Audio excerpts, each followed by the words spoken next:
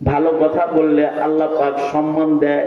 যেমন শরীফ ওসমান হাদি, ওর বয়স খুব বেশি না, কিন্তু তার জীবনে একটা এমন যুবক যে কিছু ভালো কথা উচ্চারণ করেছে। ইউরিদুল ইজ্জাতা ফালিল্লাহিল ইজ্জাতু জামিআ ইলাইহি ইয়াসআদুল কালিমুত তাইয়্যিব।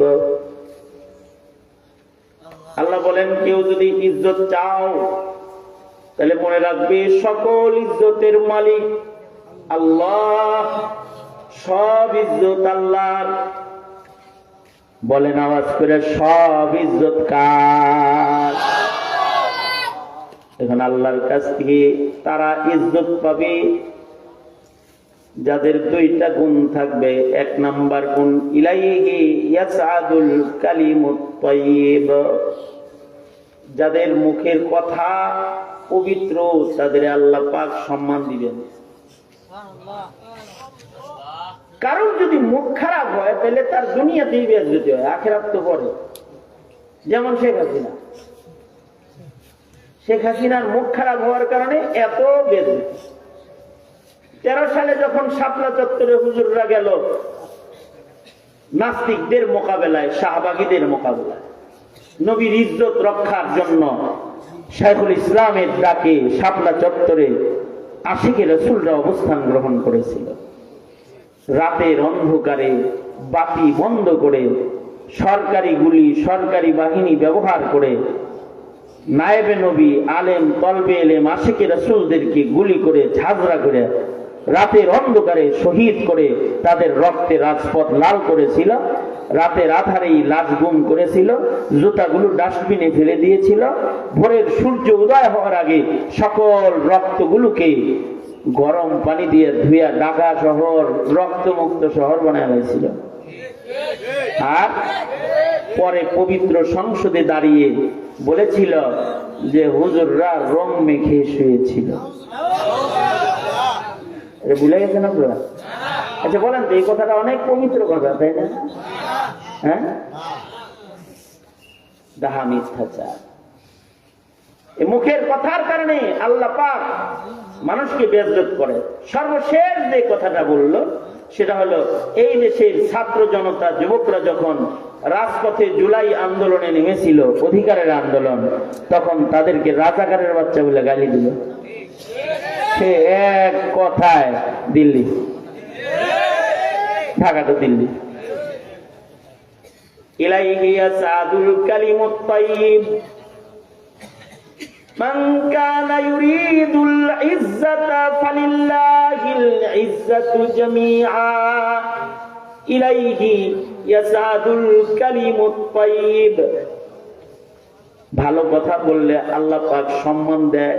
যেমন শরীফ ওসমান হাদি, ওর বয়স খুব বেশি না, কিন্তু তার জীবনে একটা এমন যুবক যে কিছু ভালো কথা উচ্চারণ করেছে।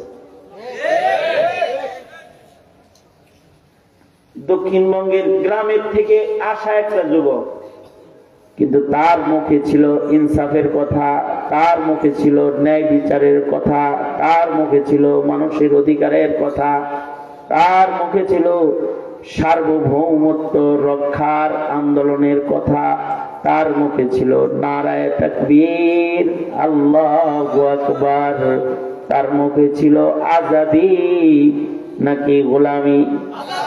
জোরে বলেন, আরো জোরে বলেন, আজাদি না গোলামি, দিল্লি না ঢাকা। শেখ হাসিনা ঢাকায় বসে বলছে এটা দিল্লি, আর ছাত্ররা বলেছে এটা দিল্লি না, এটা ঢাকা। আপোষ না সংগ্রাম, আপোষ না সংগ্রাম, জোরে আওয়াজ করে, আপোষ না সংগ্রাম। এই কিছু ভালো শব্দ জীবনে কইছে, বাস এই টুকেনের কারণে কি হইল, তার মাথার খুলি যদিও উড়ে গেল, শহীদ হয়ে গেল, কিন্তু জীবনে এমন একটা ইজ্জতের জানাজা তার নসিব হয়ে গেল যে লক্ষ লক্ষ মানুষ চোখে পানি আর মুখে তাকবীরের ধ্বনি নিয়ে তার জানাজার নামাজ আদায় করেছে, যার দৃষ্টান্ত স্বাধীনতার পরে বাংলাদেশের ইতিহাসে খুঁজে পাওয়া যায়। মান কানা ইউরিদুল ইজ্জাতা ফালিল্লাহিল ইজ্জাতু জামিআ, মান কানা ইউরিদুল ইজ্জাতা ফালিল্লাহিল ইজ্জাতু জামিআ, ইলাইহি ইয়াসআদুল কালিমুত তাইয়্যিব, ইলাইহি ইয়াসআদুল কালিমুত তাইয়্যিব। কালিমায়ে তাইয়্যিব দিয়া মানুষের ইজ্জত বাড়ে, সম্মান বাড়ে। এ কারণে কত সুন্দর একটা জানাজা হইল, এটা একটা সম্মান।